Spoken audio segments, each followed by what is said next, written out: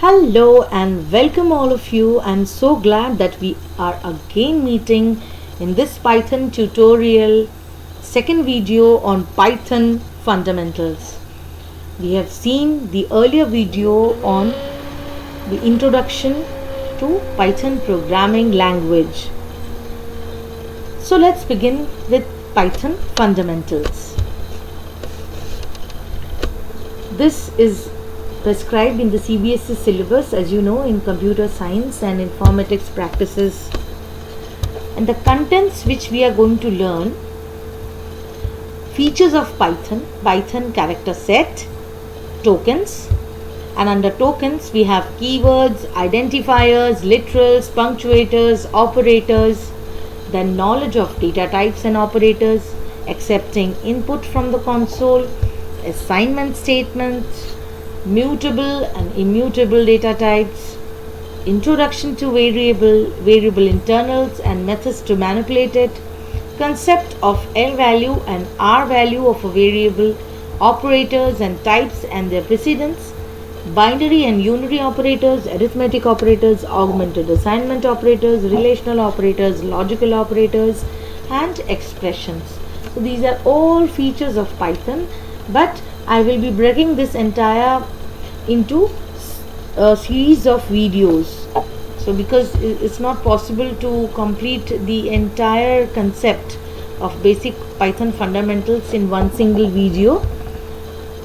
So let's begin with the Python character set.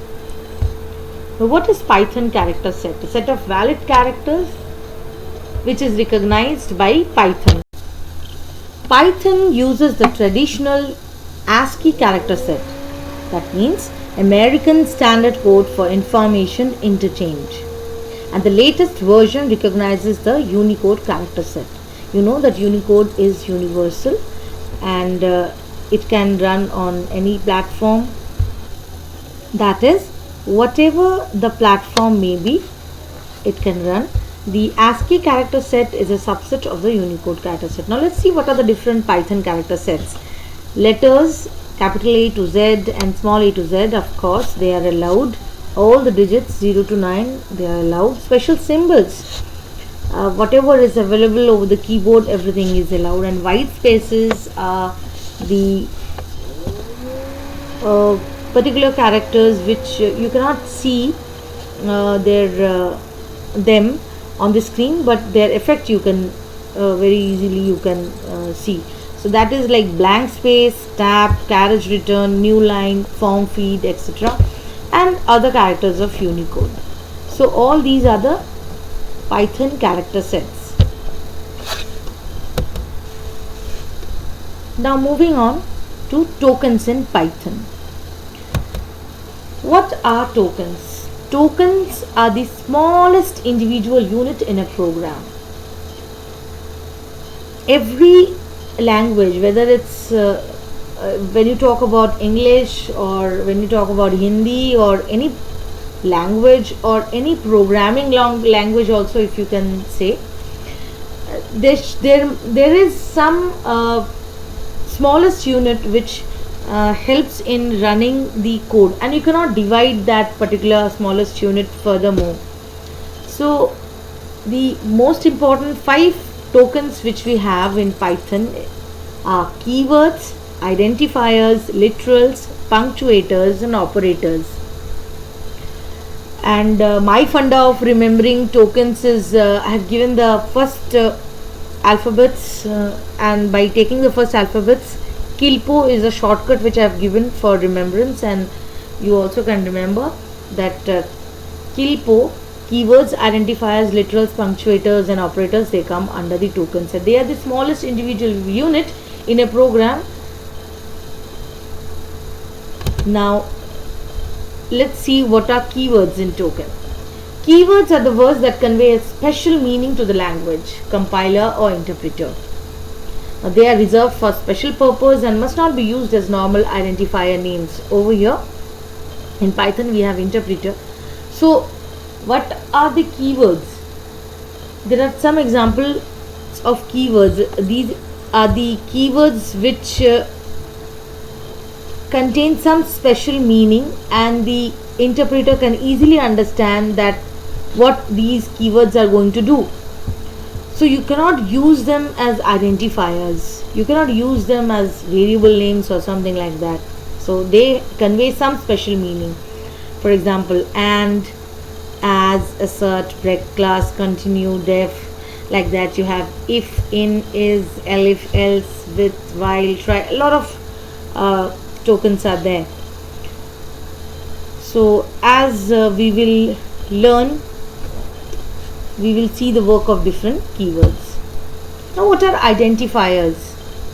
Identifiers are the fundamental building blocks of a program, and they are used to identify any variable or maybe a function name or class name or module name or any object. So the fundamental building blocks, there must be some rule of writing these fundamental building blocks. For example, the rules of writing an identifier: in the first one we have that an identifier starts with the letter A to Z, capital A to Z or maybe small a to Z, or an underscore followed by 0 or more letters, underscores and digits 0 to 9. So remember this thing that underscore is a special character which is allowed, and any other special character to name an identifier you cannot give. That means if you want to declare a variable, define a variable, you can give any letter or any digits. And the second one is identifier name cannot start with a digit. You can give a digit at the second position or maybe at the last, wherever, but you cannot start the name of an identifier with a digit. No, never. You can start with an underscore, but no other special characters are allowed. And the most important part is identifier must not be a keyword of Python. So you can take examples of identifier as a variable. So when you define a variable, suppose I want to define two variables for adding two numbers. So two variables may be like A equal to 10 and B equal to 20. So, but you cannot take keywords as identifiers. Like you cannot give keyword and equal to 10 and not equal to 20, like that we cannot give. I will show you practically how these things happen. And Python is a case sensitive programming language, that is uppercase letters and lowercase letters are treated differently, as I have already mentioned in my previous video. So this one, for example, marks and marks, they are two different identifiers in Python. So here are some valid and invalid identifiers. You can check it out. My marks, file 12, this is valid, this is valid. Combination of uppercase and lowercase letters, digits are coming at the last. TV9R, okay, TV9, so 9, this digit is coming in the middle of the name, so there's no problem in that. And AVG underscore 2, so underscore is the allowed special character in an identifier, and underscore NO, so underscore you can give at the beginning also, but these are invalid. Starting with a digit, global is a keyword, hyphen, this is a special character which is not allowed, email, and a space is there, so that is also a special character not allowed, and percentage, so this percent symbol is a special character which is not allowed. So let us see some examples of this. So let me show you that I'm defining a variable like A is equal to 10. So this is allowed. If you want to print the value of A, just write A on the prompt. But if I write A1 is equal to 20, this is also allowed, and this is a valid identifier, A1. But if I write 1A is equal to, let me take its value as 30, this will give you an error, invalid syntax error. Why? Because the identifier name A, 1A, it's starting with a digit. Again, if I write suppose a name of a variable as marks is equal to 100, so just print marks, it will give you the answer. But if I write marks and if I write percent is equal to something like 90,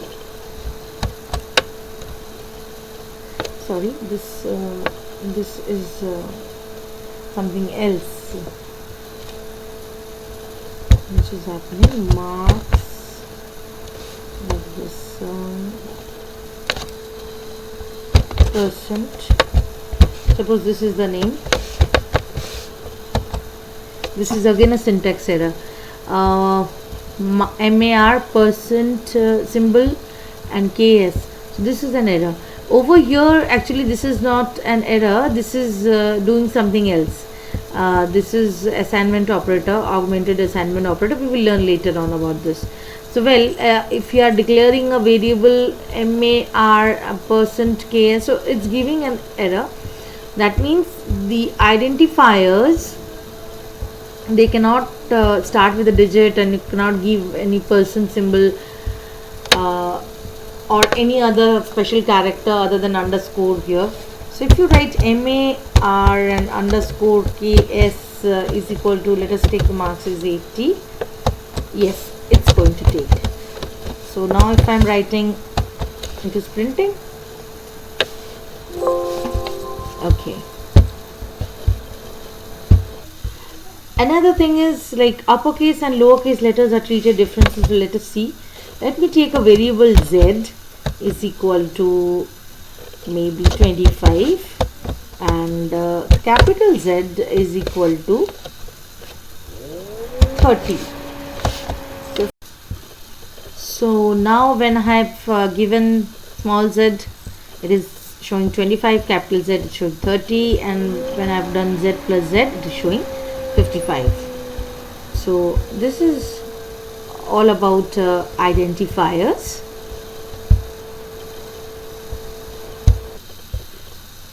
Now what are literals? After identifiers we have literals. Literals are data items that have a fixed value, and we have several kind of literals, like numeric literals, int for integer values. We will learn about these data types, int, float, complex, in details in the later on slides. So int, see this example I have given, p is equal to 10. So p is having a fixed value. At the next point of time you can assign a different value to p, but for the time being p is having a fixed value. So these are literals. Q is equal to 7.5. This is a float value or decimal, and then r is equal to 4 plus 9j. This is a complex number. So these are literals, data items which have fixed values. Then Boolean literals. Boolean literals, they hold only two values, that is true and false. True, false. So suppose a is equal to true. A is a variable, or you can say an identifier, and you are assigning it with a value true in the prompt, and when you are writing a, when you want to print a, it is printing true. And always remember, for true and false is a Boolean value, capital T is used for true, and in false capital F is used. So always remember, true and false, the first alphabet, the first character is capital, in capital letters, in uppercase letters, for true and false. Now the special literal none. None literal, it represents actually absence of a value. None doesn't mean zero. None means nothing, absence of a value. That is why nothing is printed for the value of b. When I have written b is equal to none in the prompt, so when I am printing b, nothing has been printed. And for none also, must remember that the first character you have to write it in capital letters. N is in capital letter. Now string literal. String literal is a sequence of characters, and sequence of characters can be written either in single quote, inside single quotes, or inside double quotes. So S equal to India, I have written in double quotes. So this is a literal, this is a string literal having a fixed value, right? So let me show you practically the literals. So let us take numeric literal. 8 is equal to, suppose, 16. So this is the numeric literal. Suppose price as anything 25.50. This is the price. This is a float literal, and for boolean, suppose I am taking anything choice. This is one variable choice, and I am writing true. This is another literal I have taken, a true value for choice literal, and suppose any variable, just take p is equal to none, and I have to write it in capital, and a string. Let us take another string, one string with this, welcome to India. So these are 5 literals I've shown you example. The first one is age, numeric literal. The second one for a float literal, this is boolean literal. Choice is the name of the boolean variable. B if taken as an identifier or a variable containing the none literal, and str another literal with the value welcome to India. And if you want to print these value, that also you can do very easily. So if I am printing B, it will not show you anything, and if I want to print the boolean value, and for let us take one complex number. Complex number is in the form of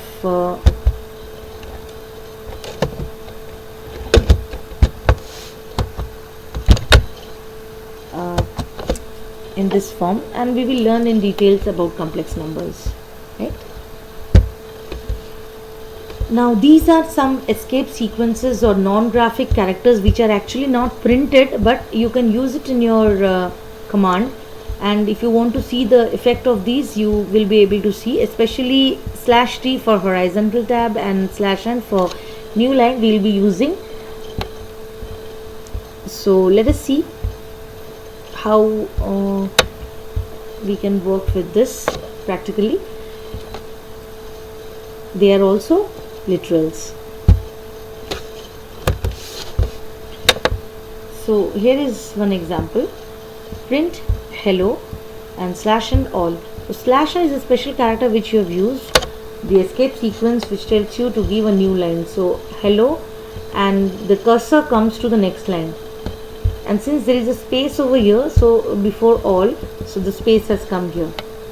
So the cursor moves to the next line after printing hello because of this /n. Similarly for /t, that is horizontal tab, the cursor keeps one tab space after printing wonderful, and when it checks that /t is there, so it has given one space first for this one, and then /t, given a tab, and again one space, and then world. And the /n and /t together in one statement. I love, and then /n, my country. So this particular space is the space which I have given between /n and mine, and after country, /t is giving a horizontal tab, and then India is printed. Now the string when written inside single quote, it gives an error when we try to print single quote. Suppose I want to print Agni's gel pen, so it will give you an invalid syntax because it is the interpreter is thinking that the string starts from here and ends here. So what are these thing? So for that, if I want to print apostrophe in the statement itself, then I have to give a slash, single slash, and apostrophe s. So whatever I want to print, I can print after giving a slash. Also in this way. Then comes punctuators.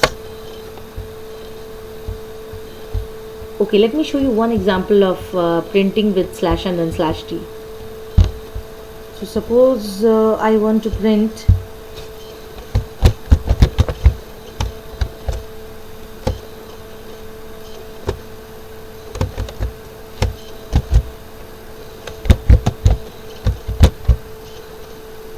so for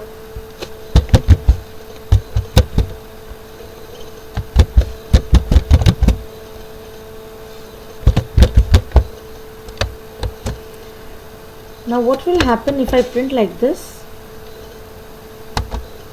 It will print, there won't be any problem.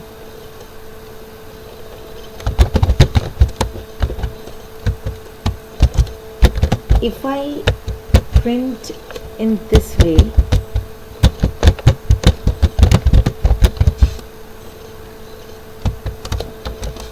it will give an error. And suppose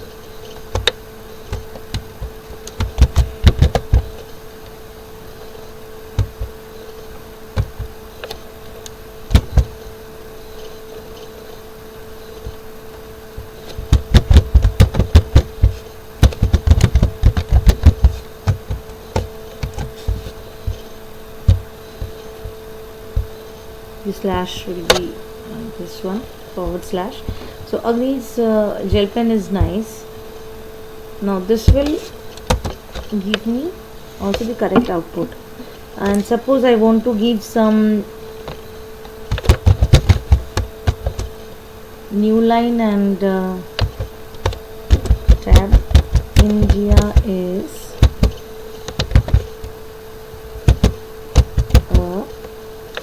if I don't give a space, it will print it here.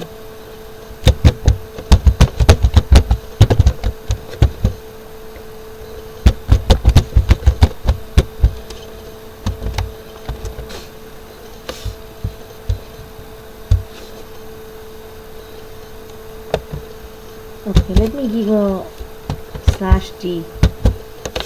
See, it has come to the next line.